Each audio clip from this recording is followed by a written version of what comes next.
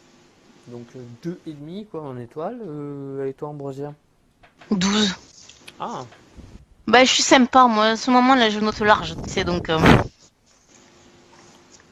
C'est parce qu'il n'y a pas Showtime, donc c'est pour ça il faut. attention à pas déraper. Ah oui, ouais. Bah, attention à pas déraper à la Melzer.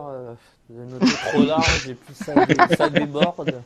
Ouais, c'est comme ça que ça démarre. Hein. Et toi, alors, Kimura? Moi, je vais mettre 7. Et Melzer ne l'a pas noté ce match. Voilà, bah, titre informatif. Donc le match d'après c'était un tag team match donc des Suzuki Gun avec Suzuki et Zack Sabre Jr. et affrontaient Ichi et Yano avec une victoire de Suzuki et Sabre. Bah qu'as-tu pensé du match, Kimura? Bah, celui-là, il était beaucoup mieux, vraiment. Alors, match court, hein, 8 minutes en plus pour un tag match, donc on n'a pas eu énormément le temps de voir chacun, mais ça s'est beaucoup concentré en fait sur Suzuki et Ishii, qui ont eu pas mal d'interactions qui étaient vraiment bien, beaucoup d'échanges de coups évidemment. Alors j'imagine, il n'y a même pas besoin d'avoir vu quoi, Ishii et Suzuki, forcément c'est à qui sera le plus badass, etc. Et vraiment, moi j'ai bien été hypé sur un futur match, sûrement au G1 ou peut-être aux États-Unis ou les deux d'ailleurs. C'est pas impossible. Et ouais, c'était cool, vraiment les interactions. Après, Yano a pas eu l'occasion de faire grand chose. Saber, bon, il l'a pas trop vu non plus, il a fait quelques prises. Il a fait un très beau contre du low blow de Yano pour remporter ensuite la victoire. Mais à part ça, pas grand chose. Mais vraiment, les interactions de Suzuki Ishii étaient géniales. Et même après le match, où ils ont continué à se battre. Donc rien que pour ça, j'ai bien aimé. Et ton Ambrosia? Ah, ben je l'ai pas vu. Ah. Après, c'est quand je voyais le nom des catcheurs et tout, je me disais, bon, typiquement le genre de match que je pense que la Miss aurait zappé.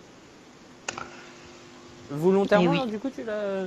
Ah oui, je les ai zappés volontairement. De D'accord. toute façon, à partir du moment où il y a Jacques Sabre Junior, maintenant je zappe parce que j'aime pas du tout ce qu'il est devenu, quoi. Du coup, son nouveau style de catch là, moi, non. Toujours au sol, j'adhère pas, quoi. Donc je peux pas. Et ça me fait de la peine. Ça me fait vraiment beaucoup de peine parce que quand je l'avais vu au tournoi Cruiserweight de la WWE, ben, il faisait de belles choses. Il était quand même un petit peu voltigeur, quoi. Et je le trouvais super, quoi. Je sais pas où t'as été chercher son voltigeur. Peut-être qu'il est monté une fois sur la troisième, sur le turnbuckle pour donner un coup de coude, mais hormis ça. Ça me dit pas grand chose, Zack Sabre qui fait des mouvements Ouais, aériens. si, avant, à l'époque. Oui, au les tout début Volts. de sa carrière, Ouais, avant qu'il passe à la noix. Exactement. Avant qu'il fasse ce travail au sol et tout, ouais. Et du coup, moi, ça me fait de la peine. Donc, du coup, je regarde pas. Même à la PWG, tu ne regarderais pas du coup, par exemple. Ça dépend contre qui. Mais en général, je les regarde, ouais. Mais je m'ennuie, lui. J'ai envie de le. Je peux plus me le voir. Alors que bon, voilà quoi. C'est un C'était style sympathique. particulier, ouais, ça peut déplaire, c'est sûr.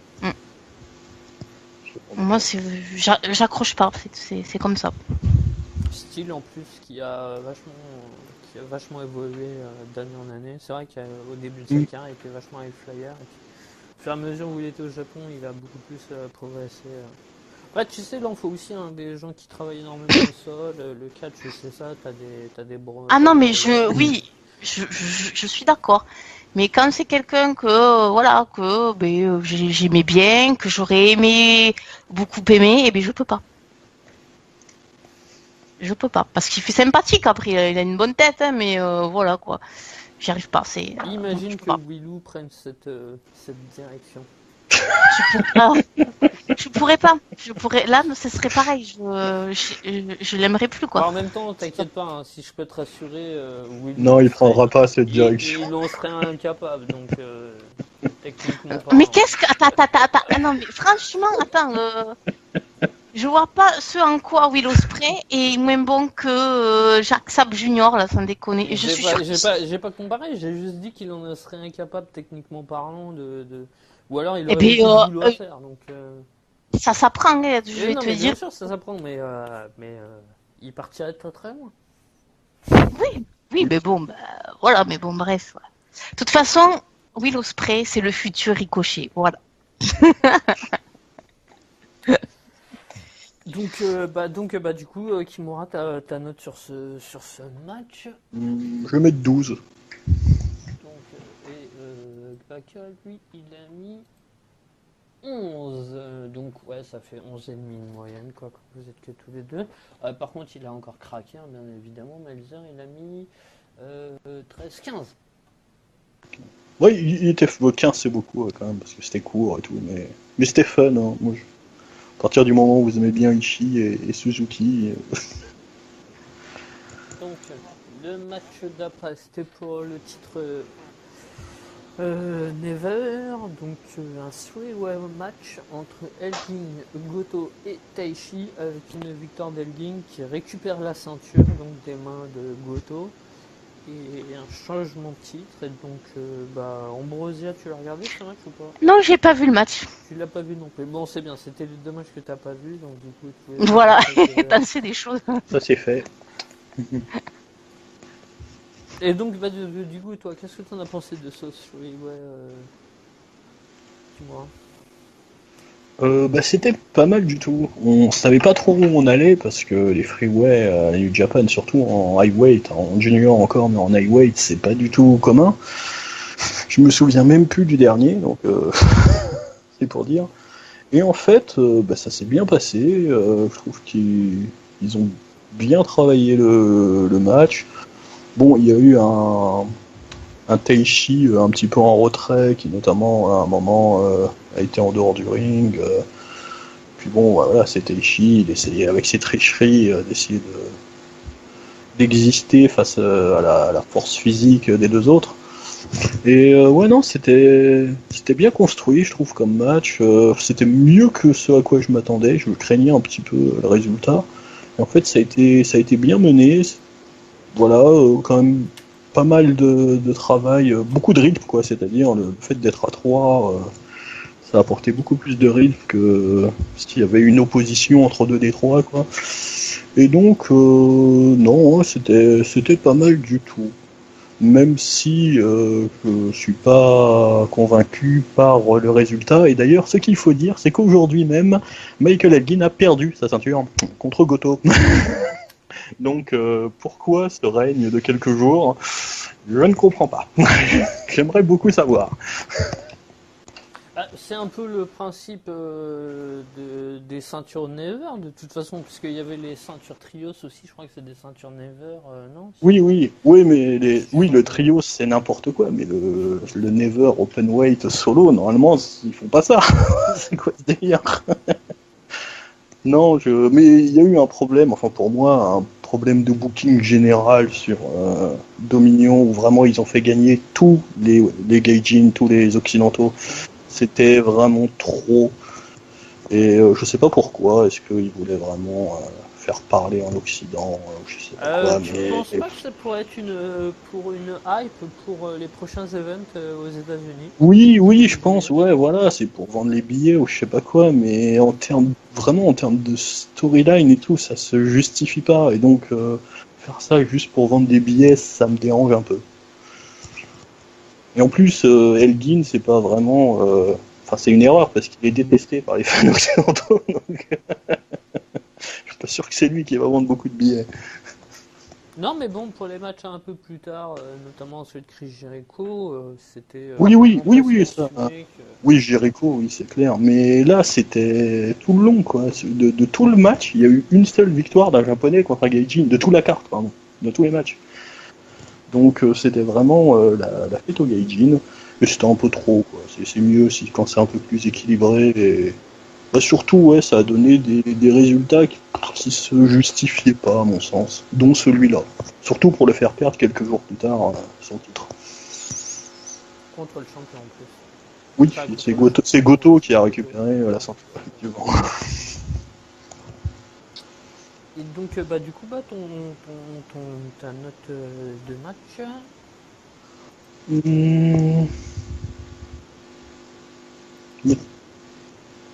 14. Non, tournant 13. Ouais, comme Ibaka. Enfin, peu importe. Tu t'alignes sur Ibaka comme ça. Voilà. Voilà. 13 ennemis. C'est après 13-25. Bon, allez, 13. Non, 13. On a le droit de mettre les demi-points maintenant? Mais non. Non. Il voulait m'embêter pour pas faire pareil qu'avec Ibaka. Ensuite vient le match tag team, cette fois poids lourd, enfin pour les en tout cas pas pour les juniors quoi, donc les poids lourds, et donc surprise entre guillemets, donc ce sont les Young Bucks qui donc passent dans la catégorie au-dessus et défont donc Evil et Sanada pour devenir les nouveaux champions tag team entre guillemets poids lourd. Je pense que tu me permets de dire poids lourd, Kimura. C'est à peu près. Oui, non, mais c'est ça. Non seulement je te permets, mais en plus c'est tout à fait ça. Et donc voilà qui font la transition, donc les Bucks qui deviennent officiellement. Enfin, on verra si c'est. Mais à mon avis, je pense que ce sera quasi définitif. Passe un petit peu comme Omega il y a 2-3 ans dans la catégorie au-dessus. Ouais, ils avaient un peu fait le tour en junior, donc passant en poids. Donc ton avis sur ce résultat et ça, Ambrosia, du coup Moi j'ai trouvé que le match il était bien, j'ai bien aimé. Mais en même temps, je m'attendais à mieux de la part des Young Bucks. Je trouvais qu'ils ont pris un peu moins de risques que d'habitude. Un peu moins voltigeur, enfin moins rapide, enfin ça a pas été, le match n'a pas été assez rapide à mon goût. Si tu me permets, justement, c'est parce qu'il y a, à mon avis, ce changement de catégorie, comme Omega aussi, est devenu beaucoup moins high fly dans son style qu'à l'époque où il était dans la catégorie en dessous, quoi. Ah ouais, ben donc du coup, il me les casse bien, quoi. Qui fait que les Young Bucks, il y aura toujours des sauts, des trucs comme ça, mais moins, parce qu'ils vont affronter des poids lourds. Oui, parce que en gros, les adversaires, ils vont être plus lourds et tout, quand ils vont affronter dans les Killer Elite Squad ou des trucs comme ça va pas être le même délire. Ouais, c'est dommage. Enfin bref, moi j'ai trouvé ça rageant, mais bon. J'ai trouvé que le match était lent à démarrer, mais heureusement ça a gagné en accélération sur la fin, avec du suspense sur les tombées. Et j'avoue que la victoire du Young Bucks, j'y croyais pas, parce que je me suis dit pas déjà. Et j'étais bien contente de la victoire, donc voilà quoi. Je veux dire, le match était bon, mais j'ai connu mieux de leur part. Donc du coup voilà. Et là, ce que tu me dis, ça m'inquiète, parce que du coup voilà, de plus voir ce genre de choses, parce qu'eux ils savaient vraiment très bien le faire. Donc ouais. Après, ils en feront toujours un peu, mais voilà, ils auront des adversaires qui s'y prêteront pas forcément beaucoup. C'est dommage.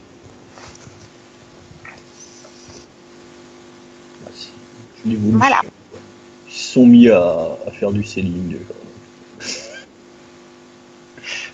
C'est les Young Bucks 2018. Ce ne sont plus les mêmes âmes. Ils vendent des blessures, ils ne sautent plus autant dans tous les sens.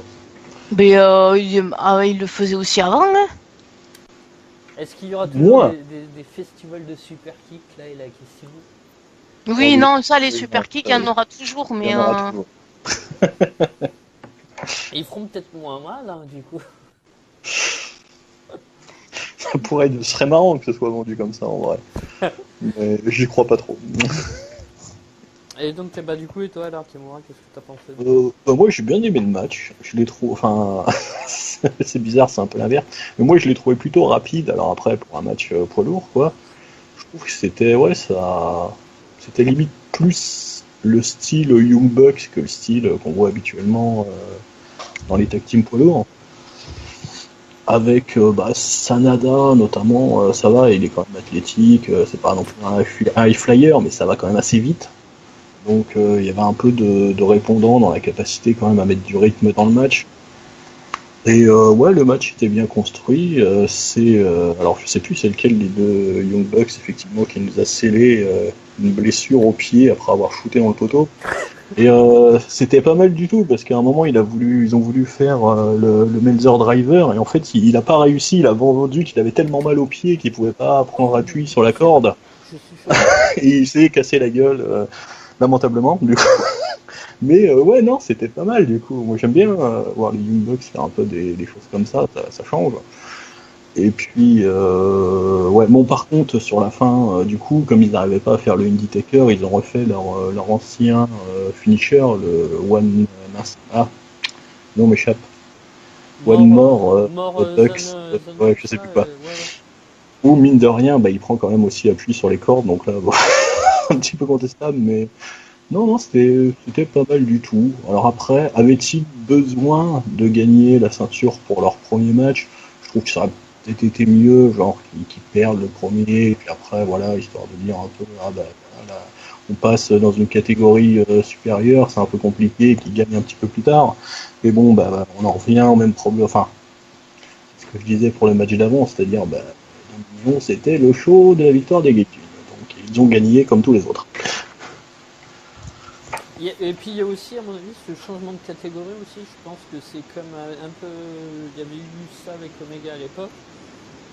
C'est aussi pour leur montrer, voilà, on compte sur vous vraiment les Bucks, on vous fait passer un truc parce que c'est passé une étape quand même Ouais, bah ouais. dans cette catégorie-là. Ouais, Dans le but aussi, en janvier 2019, ils vont être avec Omega aussi, ils vont être en fin de contrat. Dans le but aussi, je pense, de les prolonger en leur disant, voilà, on n'a plus de problème avec le fait de vous passer une catégorie, ils vont peut-être même pouvoir avoir des matchs pour le titre Heavyweight. Ouais, et puis des matchs plus haut dans la carte, simplement. Ouais. Mais bon, ils pourraient peut-être le donner au prochain show, quoi. Je sais pas, genre en septembre, en octobre, après le G1, ça va passer aussi. Ouais. Ah, Après, oui, effectivement, peut-être qu'ils veulent les amadouer en vue de la renégociation de contrat. C'est possible. oui, parce que là, à mon avis, la WWE va leur faire des petits clins d'œil. Ouais, oui, surtout avec tout le pactole qu'ils empochent des droits télé. Ils vont avoir des zéros à mettre sur les chèques. Donc, bah, du coup, ta note Ambrosia pour le match. 15. Baka, lui, j'ai Baka a mis 17 sur 20. Eh bien, je vais mettre 16, comme ça la moyenne sera facile. Et voilà, donc ça fait une moyenne de 16 sur 20. Et donc, là, Melzer, déjà, était chaud, 18 sur 20, c'est cadeau. Non, mais il était bien le match, hein, honnêtement. Bon, 18, c'est peut-être un petit peu beaucoup, mais. C'est pas mal. Le match suivant, c'était un match du Bullet Club de Cody Rhodes, Page et Marty Scurll, le meilleur catcheur de tous les temps. Pardon, désolé. Mais vas-y, fais-toi plaisir. Hein. En parlant de meilleur catcheur de tous les temps, l'équipe adverse, c'était pas mal. Oui, donc de l'autre côté, il y avait Tanahashi, Liger, Jushin Liger et puis Ren Mysterio Jr. qui faisait donc Son premier match. son premier match. On n'avait pas fait un aussi dans les années 90 avant de. Non, je crois pas. Non, je crois que c'était vraiment son premier. Mais qui perd. Super, oui. Face au Bullet Club. Comme quoi, il y a des Gaijin aussi, mais bon, c'est vrai que tu avais une équipe de. Oui, mais c'est des Gaijin qui ont gagné. Ouais. En fait. Les Gaijin pouvaient perdre s'ils étaient dans des équipes avec des Japonais. Et donc, du coup, tu l'as vu alors ce match, Ambrosia? Oui. Donc, moi j'ai trouvé que c'était un bon match divertissant, avec un Cody toujours bon dans son personnage de heel prétentieux. Ça fait plaisir de revoir Mysterio qui est toujours bon et bondissant.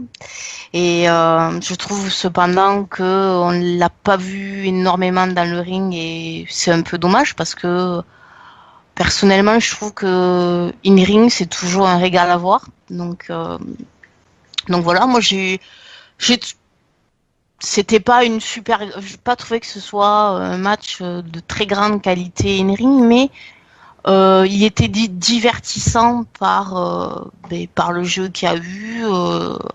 Puis en règle générale, quand il y a Cody, il arrive toujours à rendre les choses divertissantes par sa présence parce que il fait toujours plein de mimiques et vas-y que je prends à partie le public et nana. Donc du coup c'est marrant quoi et ça passe toujours mieux malgré que on aurait pu avoir mieux une ring, mais moi j'ai bien aimé, ça a fait le job donc je ne me plains pas.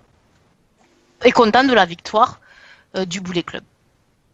Et une petite question, est-ce que tu as envie de revoir Rey Mysterio à la New Japan? À la New Japan ou ailleurs, moi du moment que je le vois, ça me va. D'accord. Et toi, du coup, Même alors, au Kimura Greatest Royal Rumble. Royal... Ah ben quoi, Royal Rumble, Greatest, j'étais Non, le contente. Greatest. non, la Greatest, c'est pas pareil. Pas la même chose. Ben là, on parlera pas de ce pay-per-view. Et donc, même question à toi pour commencer, Kimura, est-ce que tu as envie de le revoir à la New Japan Rey Mysterio? Bah oui, parce que là c'était un peu court quand même. S'il vient juste pour ça, pas terrible. Après, en fait, l'idéal, ce serait qu'il revienne pour un match contre Liger, quoi. Ouais, ou Là, même c'est un match légende contre contre. légende, enfin, là, t'as deux Oui, mondes. ça ce serait bien, ou même un match contre quelqu'un d'autre, pourquoi pas. Mais Contre bon, voilà. Jericho. Légende contre légende. Peut-être pas contre non, contre Ouais. un autre junior, pourquoi pas, je sais pas. Donc, genre, contre, ils auraient peut-être pu, par exemple, builder un affrontement avec Skrull dans ce match-là, par exemple. Quelque chose comme ça, oui, parce que bon là, c'est un match qui est quand même assez court, ils sont assis sur le ring, donc il fait pas grand chose quand même. Rey Mysterio, s'il vient juste pour faire ça, effectivement, ça aurait été assez anecdotique, donc j'espère qu'il fera autre chose par la suite. Contre Willow, ça fait des bons matchs. Pourquoi pas? Oui, Oui. si, j'ai Ouais. déjà vu l'an dernier. Il nous avait fait le match de l'année pour moi, donc. Ah, le World Championship. Oui, à la Coupe du Monde. Oui. J'ai pas vu le match, mais je vois. Moi, j'ai vu et ça a été mon match de l'année 2017. Donc, je recracherai pas sur un autre. J'allais dire, il y en a qui se contentent de peu, mais bon, on va pas. Mais quel enfoiré! Et du coup, qu'as-tu pensé du match C'était un peu l'instant fan service, quoi. C'était voilà la photo avec les trois légendes. D'ailleurs, au début du match, ils ont posé, etc. Rey Mysterio qui a mis une tenue et un masque particulier, d'ailleurs, pour l'occasion, assez joli. Un masque moitié, le sien et moitié le logo à la tête de lion de New Japan. Et sinon, le match, c'est pas mal, mais voilà, c'est assez banal. C'est un six-man tag de milieu de cartes où il n'y a pas grand chose de raconter, quoi. Apparemment Cody a gagné parce qu'il va avoir un match contre Omega par la suite, et la fin qui est un peu abrupte, hein, d'ailleurs, parce que en gros les faces dominent quand même pas mal le match, et puis à la fin voilà, il se retrouve avec Liger sur le ring et puis contre, et il met son finisher très rapidement et c'est fini. C'est un peu abrupt. Ouais, voilà, c'était du fan service bien fait, mais sans plus. Un petit match bouche-trou, entre parenthèses, avant les trois gros matchs. Oui, voilà, un petit instant pour l'actuation. Même une pause pipi, je veux dire. Oh, peut-être pas jusque-là, quand même, parce que je pense que beaucoup de gens avaient envie de voir Rey Mysterio et puis cette équipe à l'œuvre, donc je pense pas qu'il y ait eu trop de spectateurs qui soient partis, qui s'en soient servis comme pause pipi, mais bon, on aurait presque pu. Donc, ta note du match en brésilien 15. Ah ouais. Ah, mais moi j'ai aimé, moi j'ai trouvé ça divertissant. Baka, il a mis 12. Et toi, Kimura? Oui, je vais mettre 11. Ah, donc ça fait 13 de moyenne, quoi, à peu près. Donc là, on rentre dans le dur de la carte et on va laisser la nuit s'en parler en première, je pense. Donc le Super V8 title, Hiromu Takahashi, qui avait donc gagné un title shot après avoir remporté le Best of Super Junior. Et donc qui derrière remporte le titre et donc qui bat Will Ospreay, ou on peut le surnommer aussi Willou pour les intimes. Et donc Takahashi qui gagne ce match. Donc voilà, comme ton avis Ambrosia sur... Moi j'ai trouvé qu'on a eu un Willou au top de sa forme. Il a été extraordinaire, un régal à voir. C'est quelqu'un que je trouve très bon in-ring, mais sur ces 2 derniers matchs que j'ai pu voir, hein, je me suis quand même dit, il s'améliore. Et je trouve que c'est bien, et je pense qu'il n'a pas fini de s'améliorer encore, qu'il est déjà très bon, qu'en vieillissant il sera encore meilleur, et qu'en plus il arrivera à retomber plus sans que ce soit dangereux, quoi. Parce que souvent le problème avec Will Ospreay, c'est que t'as l'impression qu'il retombe pas tout à fait comme il faut, qu'il va se casser quelque chose, et t'angoisses quand même. Que là, sur ces 2 derniers matchs, j'ai eu beaucoup moins cette impression, quoi. Donc c'est très bien, et je pense qu'il a pas fini de faire rêver les gens qui aiment le high fly. Je dirais qu'il a fait le match à lui tout seul, parce que Takahashi en face, il a pratiquement pas répondu. Il a morflé pendant pratiquement toute la durée du match. Il est revenu sur la fin, quoi. Et j'ai trouvé ça vraiment injuste pour Will Ospreay, qu'il l'ait pas fait gagner, parce que clairement il méritait. Et je dis pas ça parce que je suis fan de Will Ospreay, parce que on sent tout l'objectif de ta voix et dans tes explications. non, mais c'est pas ça. Non, Takahashi, c'est quelqu'un que j'aime énormément aussi. Que la ceinture, je trouve qu'il a pas volé non plus, parce que il la mérite. C'est quelqu'un qui est très très bon in-ring, et qui est très bon en personnage. Donc là-dessus, je trouve qu'il la mérite bien. Mais je trouve que le match, ça n'aurait pas dû se dérouler comme ça. Will Ospreay n'aurait pas dû dominer autant, parce que là, ça laisse un goût amer, je trouve. Et que du coup, je trouve que aussi Takahashi, il est moins crédible du coup en tant que champion, parce que on peut se dire sur ce match-là, si tu n'as jamais vu un seul show de la NJPW, tu te dis, mais pourquoi un mec comme ça gagne la ceinture? Ça fait moins crédible de suite.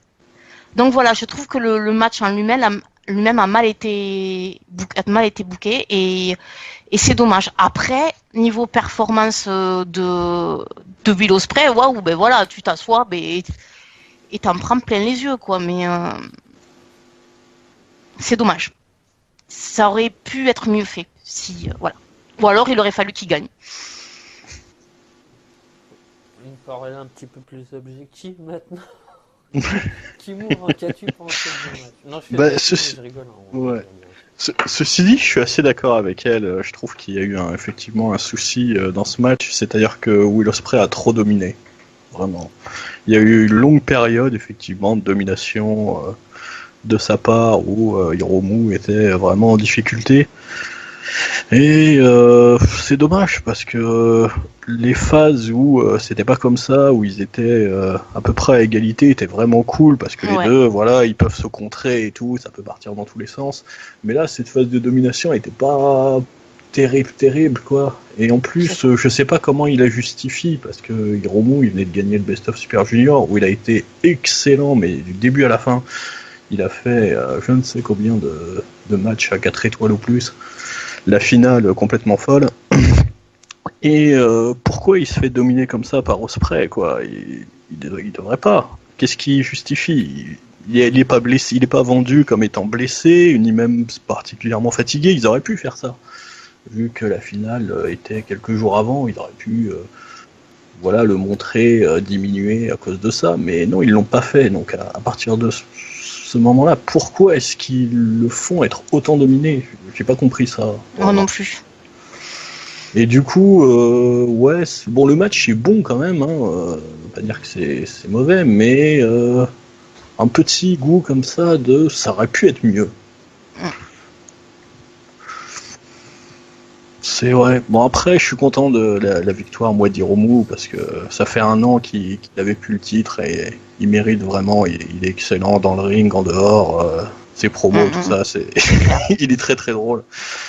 Et ouais, non, je suis content de la victoire, mais je pense qu'ils ont trop voulu peut-être protéger Will Ospreay en disant bah il perd, mais quand même il paraît super fort. Mais là, c'est pas. C'était trop. Ça Ouais, fait pas c'était trop. ouais. C'était trop, ouais. Donc, ouais, bon match, mais un petit goût de déception quand même. Ça, enfin, voilà, de se dire, ça aurait pu être mieux. Ah oui, Et oui, bah, surtout notamment, qu'en plus, quand tu vois l'affiche, ben, tu rêves, quoi. T'es là, tu te dis, waouh, ça va être des ouais. deux. Et puis si on compare, bah, notamment avec la finale du Best of Super Junior, on compare souvent la finale du Best of Super Junior et le title match qu'il y a derrière. Bah, cette année, la finale du Best of Super Junior était clairement mieux. Était clairement. Mais Bon, le match est plus long. Hein. si tu me permets, c'est souvent le cas tous les ans, hein, je pense. Hein. On a eu des super matchs en finale de. Ah oui, je suis d'accord, mais des fois ça a donné aussi des matchs, des title matchs derrière qui étaient à peu près du même niveau. Je me souviens par exemple il y a quelques années quand Ricochet avait battu Kushida en finale, le match était très bon, mais derrière il y avait eu un Ibushi Ricochet pour le titre qui était peut-être encore meilleur. Et là cette année, ouais, j'ai quand même trouvé que la finale du Best of Super Junior était clairement meilleure. Bon après le match fait 10 minutes de plus à peu près, ça aide. Mais surtout, ouais, là, il était mieux booké, quoi. Voilà, c'est le booking qui allait pas. Ouais, il n'y a pas de reproche à faire au catcheur, mais la construction du match était pas top.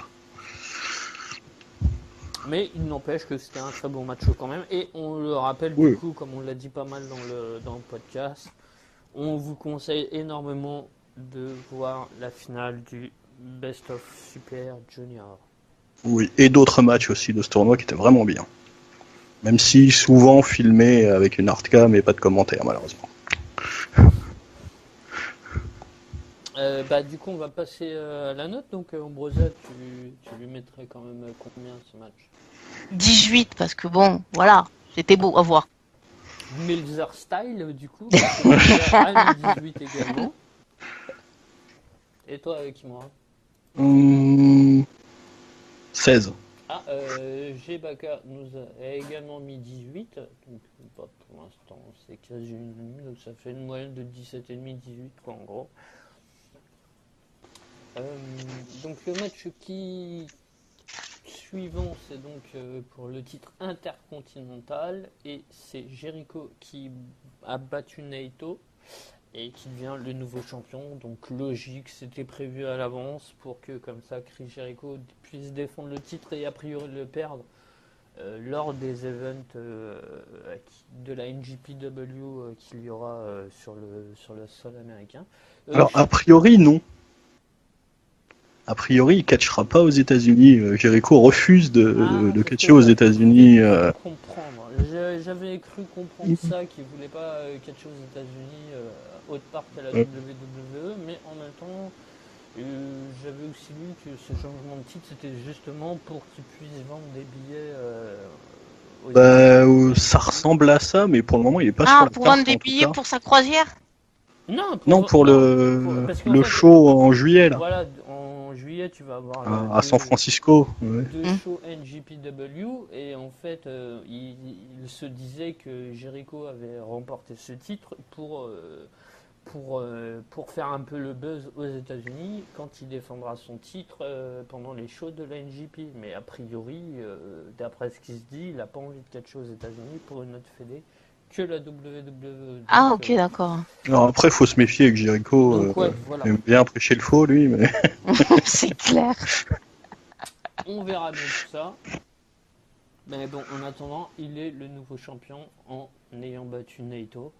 En plus, Feud qui avait débuté, je crois, fin janvier, début février. Sinon, le lendemain de Wrestle Kingdom, à New York Ah ouais, Dash. donc début de l'année, quoi, vraiment. Oui, le 5 janvier, oui. Voilà.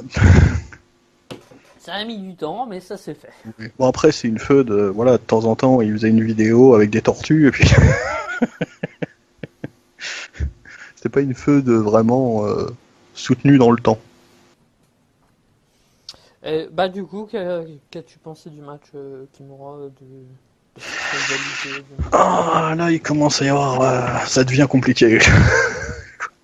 Alors, le match, alors déjà. Bon, l'entrée de Chris Jericho était pas mal du tout. Il avait un costume, un maquillage, un peu genre orange mécanique. C'était bien. Après, bon, ce qui se passe, c'est qu'il attaque Naito pendant son entrée, quoi. Et le match officiellement dure 17 minutes, mais en vrai, il a fait genre 25, quoi. Ça a vraiment duré longtemps avant que la cloche résonne en dehors du ring, avec du cassage de table, du moins les tables qui voulaient bien casser. Parce qu'il y en a une des deux, évidemment, on est au Japon, toutes les tables ne peuvent pas casser, c'est syndical. C'est Ils ont pas interdit. l'habitude, peut-être. Hein, mais... Oh non, bah non, la première a cassé, la deuxième a dit attends, on peut pas faire ça. Donc oui, voilà l'histoire en gros du match, c'est Jericho qui agresse Naito dès le début et qui après enchaîne dessus et finit. Enfin Naito revient un peu, mais finalement sur la fin il y a un low blow et puis un code breaker et Jericho gagne.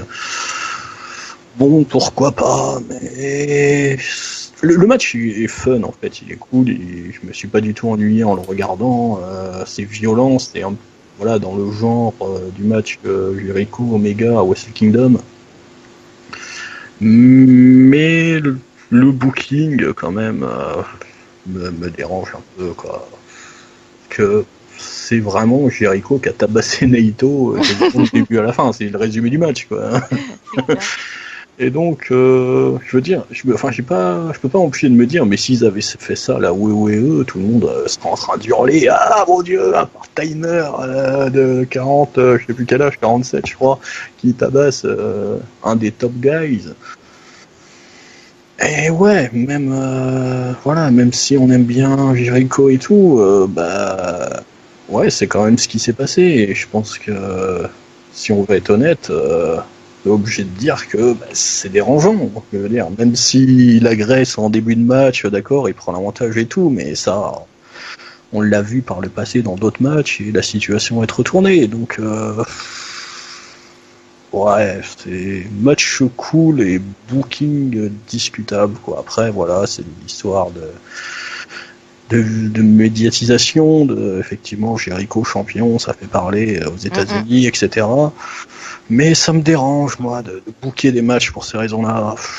Ta remarque est très intéressante, et d'ailleurs, pendant que j'en profite, si jamais Jay Blackman nous écoute, n'hésite pas, toi, à nous dire justement ce que tu en penses justement d'un part-timer qui vient à GPW et qui gagne dès son deuxième match et qui n'est pas là le reste du mois, parce que c'est vrai que bon, peut-être qu'il a fait 2 ou 3 vidéos, mais en attendant, bon, il n'était pas là non plus. Donc c'est vrai qu'à la WWE, on tape facilement dessus, mais là, on a ce cas-là. Donc, Gbaka, si tu nous écoutes, est-ce que tu peux nous donner notre avis, ton avis là-dessus justement, parce que c'est vrai que c'est une remarque vachement intéressante auquel on pense pas quand on lit les résultats, mais il n'empêche que c'est vrai qu'il n'est pas là toute l'année, qu'il vient, qu'il récupère.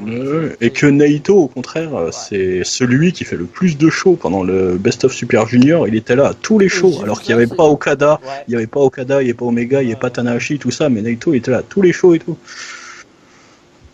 Donc, ouais, je me suis fait en plus cette réflexion quand j'écrivais les résultats et je me disais mince, il n'y a aucune tête d'affiche, il n'y a que Naito et je me suis dit mais pourquoi ils le foutent pas aussi en vacances comme les autres justement, tranquillement et puis. Mais après, au-delà de la défaite, la défaite, après tout, pourquoi pas, mais c'est surtout la manière, moi, qui m'a dérangé. Qu'ils perdent, voilà, ils auraient pu trouver un truc, mais là, il s'est fait démolir. C'était un massacre, le match. Et donc, bah ouais, c'est quand même gênant de voir un top guy se faire littéralement massacrer par un part-timer de 47 ans. Peu importe qui est le part-timer. C'est vrai. Donc, du coup, bah, vas-y, n'hésite pas, Baka, à nous dire quand même ce que tu en penses. Et attends, je veux dire un autre. Merde, j'ai perdu. J'ai oublié ce que je voulais dire.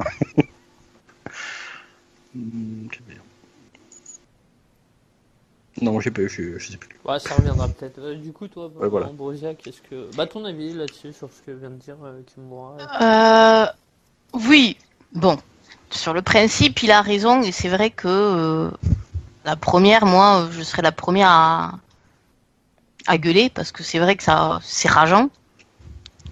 Mais là, c'est Chris Jericho. Donc là, c'est pas donc rageant, c'est Chris. Et donc, c'est Chris Jericho, voilà, Il a et des ça veut consciences dire. atténuantes, c'est ça C'est. De par Ouais, son nom, il a catché une non, fois dans l'année. bah oui, non, il y en a d'autres, c'est que lui, euh, c'est même pas une question de nom. Moi, les noms, parce qu'il y en a qui sont connus et que les gens aiment que ben, je vais pas forcément aimer, tu vois. Mais lui, c'est quelqu'un qui est tellement bon, je trouve, dans son personnage, dans la façon de tout l'à côté des matchs et qui fait tellement. Moi, il me fait rire, quoi. Que voilà, ben, c'est pas grave. Moi, personnellement, ça me fait vachement plaisir qu'il ait récupéré cette ceinture. Et, euh, et tant mieux pour la NJPW si ça va leur apporter de l'argent et tout. Certes, sur le principe, c'est dégueulasse par rapport à ceux qui sont là tout le temps et qui se crèvent à la tâche pour pas être aussi bien récompensés. Mais là, j'avoue que bon, ben, Chris Jericho, en même temps, on peut pas dire qu'il fait du mauvais boulot, quoi. Donc du coup, c'est pas Lesnar, quoi, tu vois. Ah Donc, ouais, non, il est très cool, le Jericho, New Japan, très très heel, comme ça. On sait pas pourquoi, mais il est cool ah quand mais même. il est tout le temps, il est même à la WWE, il est, mais Oui, oui, non, mais là, c'est le heel très agressif, il est méchant, on dirait la bouteille d'orangina sanguine, on sait pas pourquoi il est méchant, mais c'est parce que je suis, c'est clair. je suis méchant, voilà. Mais non, ces matchs, ils sont fun et tout, il y a rien à dire là-dessus. Hein. Et moi, ça me va, ça me suffit. Puisque de toute façon, le match en lui-même, bon, il était violent. Ça s'est servi ben, de tout ce qu'il y avait sous la main, quoi, je dirais, avant le match. Enfin, avant que le match commence légalement, je dirais. Et, euh, et personnellement, moi, c'est le genre de choses que j'aime voir. Et c'est fun et ça me parce que in-ring, on va pas se leurrer. Jericho, in-ring à l'heure actuelle, c'est plus comme avant. Oui, il peut plus faire ce qu'il faisait il y Voilà. a quelques années, c'est sûr. Hein. Voilà. Et donc voilà. Et même que pour moi, in-ring, c'était pas super folichon niveau technique, ceci, cela. C'était pas. Le fait qu'il y ait tout ça à côté, que ce soit aussi fun, que vraiment que les coups soient intenses, que ceci, cela, et parce que Jericho le joue toujours aussi bien, parce qu'à chaque fois qu'il joue ce genre de choses, il le fait très bien. Et bien moi, ça suffit à ce que ça me plaise et ça me va. Donc voilà, et qu'il soit champion, ben moi, ben bon, ben j'aime Jericho, donc je suis contente qu'il soit champion, c'est tout. Ça va même pas plus loin, quoi. C'est de toute façon, je pense que on est tous quand on a un catcheur, une catcheuse qu'on aime qui devient champion, on est tous contents. On peut pas être objectif, c'est pas. Ouais, non, mais moi j'aime beaucoup Jericho, mais ça m'a quand même dérangé. Ouais. Vraiment, Jericho dans les années 2000, c'était mon catcheur préféré, tu vois. J'étais à fond dessus, mais là, quand même, je me dis, ah, enfin, c'est la manière, quoi. C'est pas qui gagne qui me dérange, c'est la manière.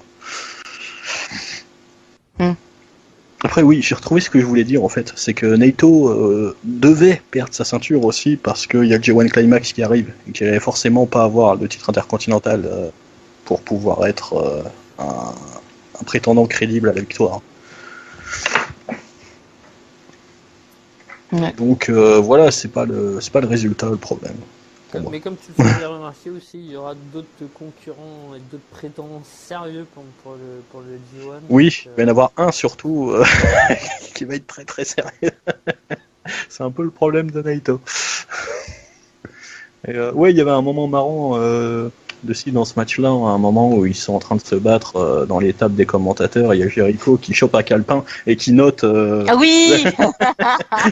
le nom. Voilà, un petit clin mort. d'œil à la liste de Jericho, Voilà, ça c'était très ça, drôle. ouais. Qu'est-ce que je t'ai plié, quoi.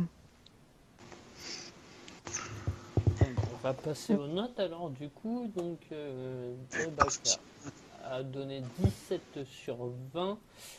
L'ami Melzer, on comprend pas ses notes en compte, hein, l'ami Melzer, mais je donne juste un peu d'indication parce que je les ai sous les yeux. Donc bon.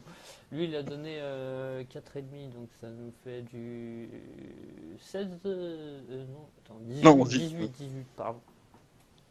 18 sur 20, ouais, comme d'hab. Toi, Kimura? Il est pas facile à noter ce match en vrai. Parce qu'il est fun et tout, il est cool, mais après, bon, si tu analyses objectivement, effectivement, c'est pas limite, c'est limité. Après, il y a le booking. Je vais mettre 16, tiens, j'ai mis pas mal de 16, ça va être ma note de ce show. Et toi, Ambrosia? Je vais même mettre 16 aussi. Baka, c'est ce qu'il a mis aussi, je crois, de toute façon. Ouais, il a mis Non, 18, 17, je crois. 17. 17, ah, 17. Ouais, donc Ah oui, non, c'est Melzer, 17. ça fait 16 de moyenne, d'accord. Et donc, on en arrive au El Famoso match. Famoso 7 Star. 7 Star. Donc, Kenny Omega contre Okada, au meilleur des 3 manches, avec donc une victoire du Gaijin Kenny Omega qui remporte donc cette ceinture après moult matchs. C'était leur troisième ou Quatrième. match, oui. Et donc, En sachant qu'il y en a un au G1 Climax, donc... Enfin. Et d'ailleurs, tiens, je vais commencer par là. Je vais commencer par toi, Kimura. Et je vais commencer par ton avis. J'ai lu ça quelque part sur un autre forum de catch où il me posait en fait la question. Et puis moi, j'ai expliqué au gars que comme je regardais pas la NJPW, je savais pas. Apparemment, Meltzer aurait dit en fait que pour lui, c'était le meilleur règne de champion depuis Ric Flair dans les années 80, ce règne d'Okada. Quel est ton avis Je sais pas si tu as connu celui de Ric Flair dans les années 80. Non, j'ai pas connu celui de Ric Flair, j'ai pas connu tous les règnes de tout le monde. Mais donc, en tant que meilleur règne, on va dire quasi tous les temps, quoi, en gros. De tous les temps, je peux vraiment pas juger, quoi. Surtout que si on voudrait vraiment être objectif, faudra aller chercher des trucs genre Sammartino ou Inoki dans les années 70, des règnes incroyables. Donc de tous les temps, je vais pas en parler, quoi. Après, je vais juste parler de ce que j'ai connu. Est-ce que c'est le meilleur règne que j'ai connu? Je pense, ouais. Parce que c'est vrai qu'il est... Bon, c'est un règne qui est très long, qui fait un an et demi, je crois. Non, pas loin de 2 ans, même, pas loin de 2 ans. Quasi à quelques jours près, ça devait faire 2 ans, je crois. Et il y a eu vraiment beaucoup de matchs excellents, quoi. Que ce soit ces matchs face à Omega, contre Shibata, contre Marufuji, contre Tanahashi, contre... on en oublie, contre Naito, évidemment. Il y en a eu tellement, et contre Suzuki, des matchs différents, avec... ouais, non, il était assez fou, ce règne, hein, quand même. Après, bon, est-ce que c'est le meilleur depuis les années 80? Est-ce que c'est le meilleur de tous les temps ou quoi? Ça, c'est compliqué, mais en tout cas, c'était vraiment un sacré règne.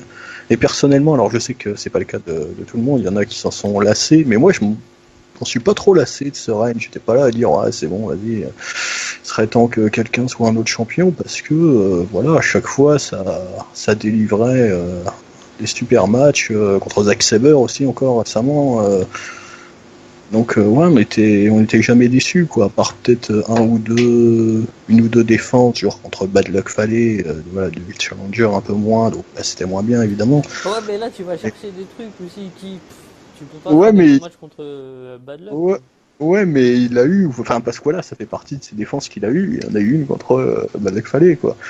Mais ouais, non, sinon, il y a eu tellement de bons matchs que personnellement, j'en suis pas lassé, malgré qu'effectivement, 2 ans de règne, c'est extrêmement long, peut-être trop, mais ouais, il était cool quand même, ça règne. Oui, j'ai beaucoup aimé. Ouais. Et donc, bah, du coup, on va revenir au match. Et le match en lui-même maintenant. Qu'as-tu pensé du match Ah, bah, il est pas évident à décrire ce match. Hein. Déjà, il fait plus d'une heure, 1 heure 4. Et puis, quelque part, il y a tellement de choses à dire que. Puis on a déjà tellement dit de choses sur Okada et Omega, leur précédent match et tout. Alors que dire de plus presque du mal voilà, à vraiment beaucoup parler de ce match, mais c'était un match assez incroyable quand même. Vraiment. Déjà, bon, au niveau de la durée, évidemment, c'est long, mais je me suis pas ennuyé. Je me suis pas dit, oh, ça commence à être long et tout. Et eux, je trouve que physiquement, ils sont incroyables. Comment ils arrivent au bout d'1 heure de match à être avoir encore assez d'énergie pour continuer et tout ça. Bon, c'était pas le match le plus rythmé de l'histoire, mais il y avait quand même un bon rythme pour la durée. Même honnêtement, le rythme est assez démentiel si on compare à la durée du match, quoi. Parce que bon, des matchs très longs, je me souviens par exemple il y a longtemps du Punk contre Joe à l'AROH. Au bout d'un moment, les gars, ils étaient carbonisés, quoi. À la fin du match, il n'y avait plus de rythme. Ah oui, c'était Mais un match d'1 heure, je crois. oui, ils avaient fait un match d'1 heure, Punk et Joe. Je crois que c'était d'ailleurs un time limit à la fin. Mais voilà, ça te voyait que physiquement, ils avaient vraiment du mal sur la fin. Alors que Omega et Okada, je sais pas comment ils font, mais c'est vraiment des machines physiquement. Et ils arrivent pendant 1 heure à mettre un rythme qui est vraiment bon. Et donc, ouais, c'est impressionnant déjà. Puis après, bah, y a toute l'histoire. Alors, comme c'était la 4e fois qu'ils s'affrontaient, évidemment, il y avait moult références à leurs anciens matchs, des petits trucs comme ça. Bah, notamment, on pense à un moment où Okada fait le Rainmaker. Enfin, on se souvient, l'an passé, à Dominion, déjà, il y avait cette séquence où Okada fait le Rainmaker et Omega s'effondre de fatigue et esquive finalement le Rainmaker en tombant. Et cette année, ils nous ont refait quasiment la même séquence, sauf que c'est Okada qui s'est effondré de fatigue et qui n'a pas pu porter la prise. Et des petites choses comme ça. Il y a un moment aussi où, enfin ça c'est pas une référence, mais pour dire jusqu'où ils allaient quand même dans le storytelling. À un moment, Okada il fait un tombstone, pas le driver, sur Omega, et il s'effondre à côté, il fait pas le tomber. Et il y a Omega qui, genre 2 secondes après, lève l'épaule, comme s'il y avait un tombé, comme s'il cherchait à faire le kick-off. Et enfin, je chante de petits trucs, ça fait genre, bah voilà, il vend tellement le fait qu'il est sonné, mais qu'il veut rien lâcher, qu'il est machin, hop, il essaye de kick-off un truc qui n'existe pas. Et c'est limite une sorte tu sais, pas d'habitude, mais de réflexe. Oui, ouais, c'est ça, ouais, c'est un kick-off en réflexe, alors que, voilà, c'est du genre, et là, il en peut plus et tout, mais il a le réflexe quand même, parce qu'il lâche rien. Et ouais, il y avait plein de petites choses comme ça dans ce match. Enfin, je trouve que au niveau storytelling, c'était vraiment bien. Et puis, après, voilà, niveau performance physique, technique, tout ça, c'était vraiment bien aussi. Donc, non, c'était vraiment un match incroyable, je trouve. Après, est-ce que, enfin, je saurais pas les classer, moi, les Okada, Omega, je sais pas lequel est le meilleur. C'est un peu une question de choix. Moi, celui qui m'a le plus fait vibrer, j'ai envie de dire, c'était le premier, parce que Enfin, je sais pas pourquoi d'ailleurs, mais c'est comme ça, c'était le premier. Le 3 qui était génial, enfin le 2 pardon, qui était génial l'an passé à Dominion, moi je l'ai vu en différé en m'étant fait spoiler, donc forcément on apprécie un peu moins, mais le match était très bien. Et celui-là, ouais, je sais pas si c'est le meilleur, mais en tout cas c'est encore un putain de match qu'ils ont fait vraiment. Après voilà, je sais pas trop quoi ajouter, juste envie de dire, regardez-le. Regardez-le si vous avez le coup, enfin, sauf si un match d'une heure, c'est quelque chose qui pour vous est regardable, mais sinon regardez-le et puis faites-vous, enfin, vivez le truc, quoi. Enfin, en connaissant le résultat, après, c'est un peu moins bien, mais bon. Dans les matchs récents, quand t'en parlais tout à l'heure de Time, dans les matchs récents, l'année dernière ou l'année d'avant, non, je crois que c'était l'année dernière, Chris Hero, Cassius Ohno, quoi, avait fait un match de 3h15, une Battle Royale J'ai pas vu ça. enfin, c'était même pas un Battle Royale, il affrontait, je me rappelle plus ce que c'est exactement le truc, mais en fait c'était pour une association et plus en fait il durait dans le temps, plus la Fédé faisait de dons ou je sais plus, c'était une histoire comme ça. Et donc du coup il avait resté un max et puis il affrontait plein de catcheurs à la suite. Ouais, Ou mais alors là, non, c'est inversement, il affrontait, puis plus ça durait de temps, ouais c'est ça, plus ça durait de temps, fallait pas qu'il perde par contre. Et il avait enchaîné, bon sur la fin tu voyais que le mec il était complètement... ouais, surtout qu'il a pas une shape incroyable quand même, Chris Hero, ces derniers temps. Ça aurait été Chris Hero il y a 10 ans, oui, mais actuellement. C'est clair, mais enfin bon, c'était surtout pour une bonne cause, quoi. Donc après, Oui, la voilà. qualité du match et tout. C'était pas pareil, Oui, il y avait pas de de toute façon, c'est pas comparable, puisqu'il n'y avait pas la même intensité, en fait, qu'il y avait dans l'Omega Okada, mais bon, c'est pour dire, dans le truc des times, voilà. Oui, il y a eu des cas de matchs très longs. Après, je suis sûr, oui, dans des petites fédés, on doit trouver des fois des trucs un peu improbables. À mon avis, il faut s'accrocher, quoi, parce que... Ah, 3 heures, ouais. Même ne serait-ce qu'une heure dans une petite fédé indé, s'il n'y a pas la même intensité, comme il peut souvent y avoir dans les petites fédés indé. Ouais, enfin, après, ça doit être dans des matchs très longs, il doit y avoir des trucs avec des stipus, quoi, genre un gauntlet ou des choses comme ça, je pense. Parce que faire 1 heure déjà en 1v1, c'est pas commun.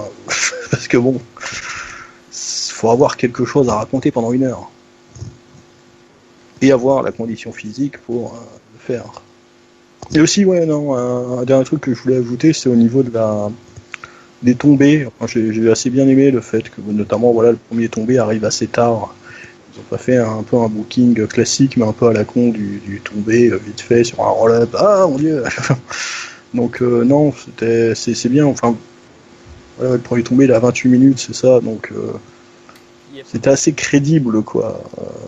Ils n'ont pas fait un booking à la con parce que c'est un tour of free fall. Ils ont fait un truc qui était crédible en considérant que c'était Okada et Omega. De toute façon, à partir du moment où le match durait 1 heure, de toute façon, ils étaient obligés de faire à peu près une demi-heure, puis après un quart d'heure, Ouais, je pense que ouais, c'était bien comme ça. Ouais.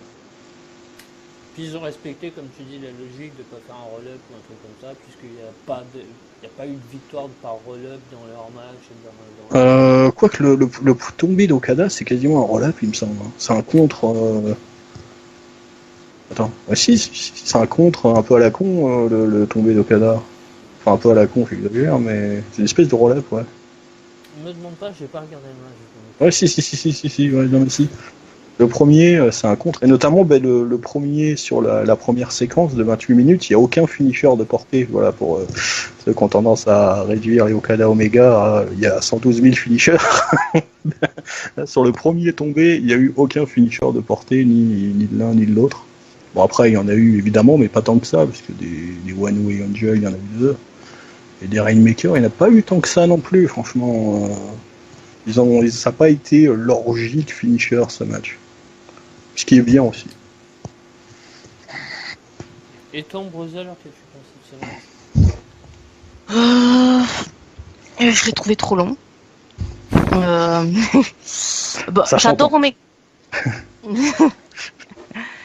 J'adore Omega, mais pour moi, ouais, plus dommage pour moi, c'est que ce match était vraiment trop long. Il aurait fait 20 minutes de moins, ça aurait été largement suffisant.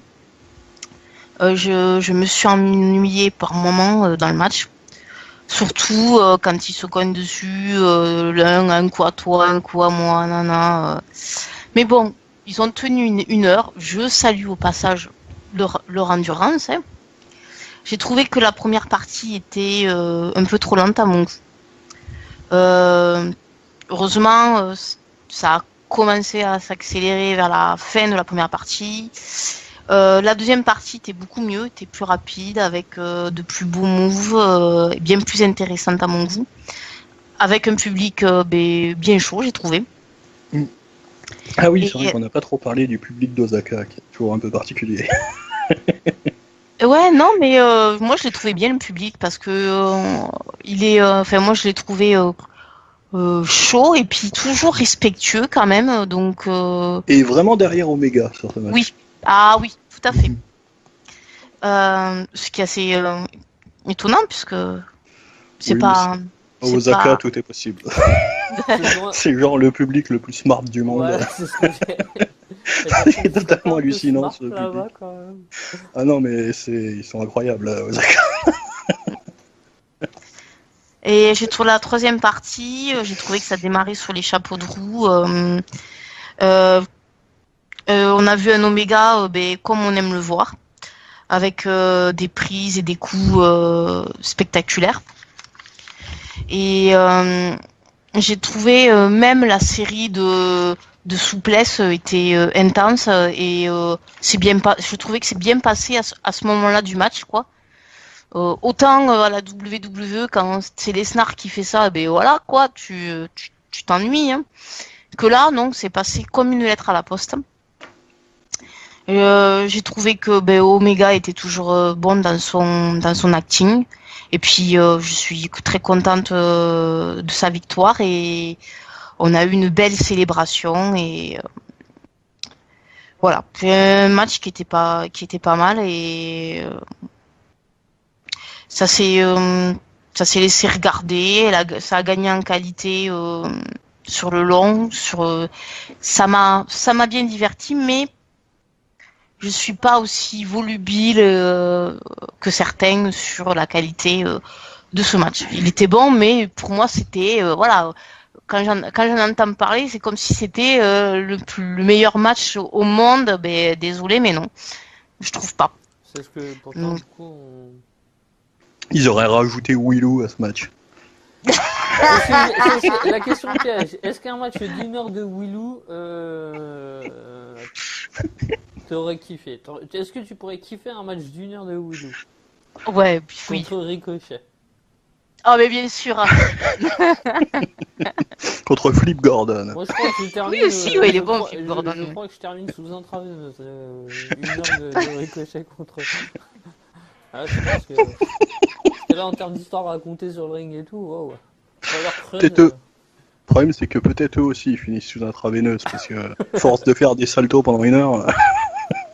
C'est clair, les pauvres. Non, après, voilà.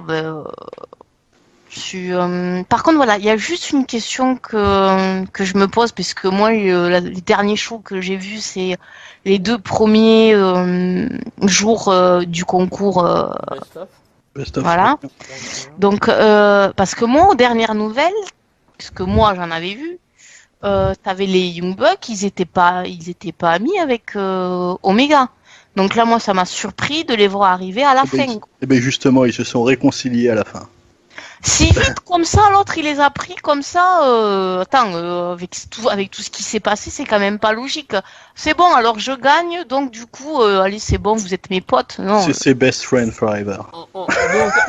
Donc en gros, parce que pareil, j'étais aussi intrigué. Donc en gros, maintenant t'as le Bullet Club représenté par Cody et tout ça, voilà. contre The Elite, en gros quoi. Les Bucks, voilà. C'est oui, plus Ibushi qui avait. Voilà. Ibushi puis Omega quoi. Oui, ça va faire de belles rivalités, oui. Mais le problème c'est que plus la partie un peu samoane du Bullet Club qui n'a pas l'air très mêlée à tout ça tout ce qui est Bad Luck Fale, Oui, Tamatonga, mais ils sont jamais mêlés à Giro. rien de toute façon. Oui. Et puis Ishimori maintenant, qui est dans le Bullet Club et qui a l'air plutôt du côté samoan. Ok. Donc oui, c'est un beau bordel le Bullet Club installé. Tout le monde est Ouais. Bullet Club, Ça sent le mais ils début sont de pas la fin ensemble. quand même, quoi. Ouais. Oui, je pense qu'il faudrait peut-être arrêter Mais proprement. voilà, mais moi je trouve ça un peu idiot là, cette réconciliation trop facile là. C'est niveau WWE, niveau story là. Là franchement, ils auraient pu faire mieux quoi. En Parce fait, qu'au c'était- contraire, parce que ils nous l'ont. Moi, honnêtement, j'attendais cette réconciliation. Je l'attendais depuis longtemps parce qu'à chaque fois qu'il y avait des matchs contre Cody, contre Omega, tout ça, il y avait toujours un des deux Bucks qui était toujours plus ou moins du côté d'Omega, et puis t'avais l'autre qui disait non non, viens, on reste du côté de Cody. Donc excusez-moi l'expression, ils avaient le cul entre deux chaises. Et donc ils savaient pas trop comment faire. Mais j'ai toujours été persuadée que de toute façon, tôt ou tard, ils allaient revenir avec Omega. Mais je pensais Oui, qu'ils allaient, ça, c'est- qu'ils allaient nous faire une belle histoire, quelque chose de joli, de quelque chose vraiment d'intense. Eh ben non. Non, mais là, C'est ça a été le bâclé. pouvoir de l'amitié. C'est l'instant shonen de Japan. Non, quand même, faut quand Après même ça pas a prendre les gens pour transcendé. les cons. Après, ce qu'ils ont voulu peut-être dire par là, c'est que cette victoire de Omega, ça transcende. Et puis justement, le fait qu'il ait battu Okada, ça transcende. Oui, la ben c'est trop rivalité, facile. quoi, en gros. Oui, et puis Ouais, c'est non, un, mais c'est c'est un trop facile. retour à la norme, surtout. Finalement, c'était leur fâcherie qui était un peu à la con. Voilà, finalement, on retrouve Okada et les Young Bucks, dont on sait bien qu'ils sont super potes et qu'ils passent leur vie ensemble. Non, mais parce que quand tu dis best friend, lui, il a pas dit best friend, il a dit friends. Et best friend, c'était. Non, c'est son Ibushi. lover. Non, Ouais. c'est son lover, Ibushi. Mm. C'est Les mieux. Goldens, les Goldens, les Golden Golden. Lovers. Ouais, mais quand il a fait son discours de fin, c'était best friend Ibushi Bah et oui, friends. bah, Il me semble qu'il a dit I am with my best friend and lover. Oui, Il me semble. bah, de toute façon, oui, ils ont une histoire avec Ibushi depuis tellement longtemps que c'est logique qu'il ait. Ils en ont fait des choses ensemble. Ils se sont embrassés sur le ring. Même Ricochet et Velvet in Dream l'ont pas encore fait. Mais ça va venir. Hein. Ils vont se rouler une pelle, ces deux-là, un jour. Obligé. C'est ce qui me perturbe avec leur rivalité. Ils se kiffent trop, ça se voit. Il n'y a pas de haine. C'est vrai qu'il n'y a pas beaucoup de haine dans cette faute, mais bon. C'est regarde comme je suis beau. Non, attends, je vais te montrer, je suis plus beau. Oh oui, c'est vrai, tu es trop beau. On en parlera pas dans le prochain podcast. Oui, là, c'est. Oui. Bah, je sais pas, on en a tellement parlé de Melzer, on en a pas mal débattu à chaque fois, je sais pas si ça sert à Il a mis 30 sur 20. sur 20, voilà, donc bon, je sais pas si on peut prendre ça à la rigolade ou pas. Bon, on en a déjà pas mal parlé, donc je Ouais. sais pas. Mais je suis d'accord avec ce que tu avais mis sur le forum, sur le fait qu'en fait il est bloqué par le fait qu'il a. J'ai mis combien de fêtes dans cette phrase? Enfin, peu importe. Enfin, il a mis trop de 5 stars et maintenant voilà, il est obligé de mettre plus pour faire après, je peux sortir. le comprendre aussi, tu vois, mais c'est le problème aussi de la notation, du fait que tu peux pas le dépasser, du fait aussi que à l'instant T, tu regardes un match et tu te dis, ouais, il est incroyable ce match, et que un an après, tu regardes un autre match et il te Ouais, met il est encore mieux, plus ouais. plein la gueule, mais du coup, est-ce que tu peux le noter de la même façon que le match que tu as vu il y a un an? Regarde, par exemple, le Ciampa, par exemple, Gargano, qui est génial, tout le monde mettrait un 5 star. Mais du coup, le 5 star entre Omega et Okada, est-ce qu'il a la même valeur? Tu vois, enfin, Ouais, c'est sûr. c'est peut-être le problème de la notation. Ou alors tu mets aucun 5 star, tout simplement. Enfin, Oui, tu dis que la perfection n'existe pas. Mais c'est pareil, parce que dans ces cas-là, tu les donnerais 18 ou 19, et là tu mettrais aux deux matchs 18 ou 19, mais est-ce qu'ils ont la réelle valeur? C'est vachement compliqué. Ouais, Non, c'est vrai. pour un devoir ou un truc comme ça, il suffit que tu aies tout bon partout, que tu aies aucune faute d'orthographe dans une dictée ou je sais pas quoi, et puis on te met 20. Enfin, tu vois, Alors que là, ouais, ça se trouve dans 2 ans, on aura des matchs encore plus incroyables que Omega Okada, et puis du coup, On mettra 8 stars. voilà, c'est ça, 8 stars, ou 10 stars, un jour 10 stars, et du coup, Ah, peut-être. Mais en tout cas, on voit que depuis l'an passé, surtout, il a complètement fait exploser le nombre de 5 stars, quoi. ouais. Il en a mis 11 l'an dernier, c'était beaucoup plus que tout ce qu'il avait fait sur les années précédentes, et là il est déjà à 9, je crois. Alors qu'il n'a pas encore noté le Gargano Ciampa. Donc ça va sûrement faire 10, et puis après, il y a le G1 Climax qui arrive, SummerSlam, je sais pas, mais bon, il y a encore des NXT, des trucs à la New Japan, il met même des 5 stars à la PGW, donc qui sait. Donc il va finir à l'année avec 15 5 stars, quoi, ça continue comme ça. Si c'est pas plus, si c'est pas plus. C'est pas plus. Oui, si, sur la moyenne où il est parti, ce sera plutôt du 18-20, hein, effectivement. Ouais, c'est le problème aussi. C'est vrai que quand tu regardes, ne serait-ce qu'à la WWE, en l'espace d'une dizaine d'années, il en a mis qu'un seul, le Cena CM Punk de SummerSlam 2011, et que là, ne serait-ce que cette année, il y en a au moins 2 ou 3, je crois, côté NXT, donc du coup... NXT, il y en a sur 3, parce qu'il y en a déjà 2 dans le show de New Orleans. Il y a plus le Gargano Andrade. Ouais. Est-ce qu'il n'y en a pas un autre même? Il y en aura au moins un autre, je pense, celui d'hier. Oui, sûrement, oui. Donc c'est vrai que bon, voilà. Il est d'humeur joyeuse. Il est généreux il est dans une période de sa vie, voilà, où il est amoureux, c'est pour ça. Il est donc il est amoureux des Young Bucks. Il y a aussi son affiliation amicale avec les Bucks, qui fait qu'il est parti regarder du côté de la PWG, même à la PWG depuis qu'il va à la PWG, il y en a au moins 3 ou 4 qui sont tombés là-bas, quoi. Donc... un peu contestable d'ailleurs, hein, ceux de la PW. Le dernier, ouais, plus que contestable. Qu'est-ce qu'il contre Zack Sabre, ouais. C'est un match sympa, mais enfin, si tu donnes ça.